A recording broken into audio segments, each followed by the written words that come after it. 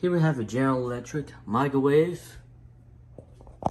The inside looks clean on this one. Light bulb still works. Here's your informations. Model JVM3160DF4WW.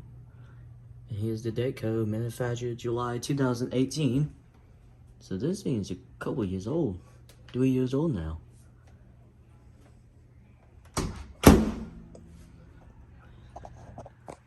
Here's the vent fan.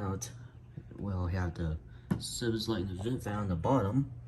I'll turn on the service light. It's bright. One's burnt out. At least this one still works for me to show it. Use night.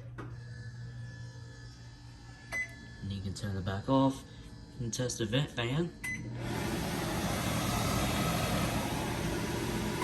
It's low. Turn it back off also. Just to wrap it up, I'm going to test it without nothing in it. And where is the time cooker? What?